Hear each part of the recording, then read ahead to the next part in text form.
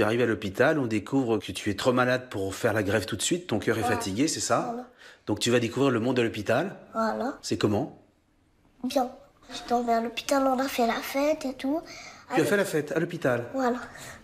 Après, en fait, je dormais. Il faut dire que tu étais très fatigué. Voilà, j'étais très fatiguée. Tu avais une petite sonde dans le nez. Voilà. Qui servait à quoi?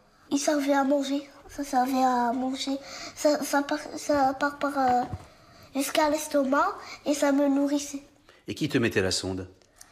Au premier jour, c'était les infirmières.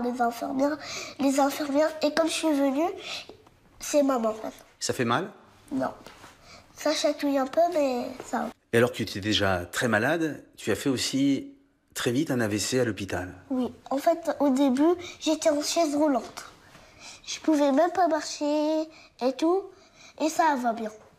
Mais juste, j'arrive pas à écrire avec cette main. J'écris avec cette main. Tu écris avec la main gauche? Voilà. Et quand on a son cœur à droite, lorsqu'on fait un AVC, lorsqu'on a un problème de rein, lorsqu'on a un petit problème de cœur, lorsqu'on est myope, des fois tu te dis pas c'est un peu beaucoup pour un seul petit garçon? Non, il y en a plusieurs, il n'y a pas que moi. Jamais tu t'es plaint? Non, dans la vie, il faut jamais se plaindre. Et est-ce que tu as eu peur de pas guérir? Non. Je croyais en Dieu et voilà. Et tu demandes quoi à Dieu? Je lui demande d'être un enfant normal, de boire de l'eau, d'aller faire mes besoins et de guérir et quelqu'un me donne un rein. Et que quelqu'un te donne un... Voilà. Et je serai guérie et voilà, je suis là. Raconte-moi un peu cette vie à l'hôpital d'enfant malade. Il y avait plusieurs cas de malades. Il y avait le cancer, il y avait la dialyse, où il y avait plein de gens qui faisaient la dialyse comme moi. Et il y avait bien sûr des cas plus difficiles que moi.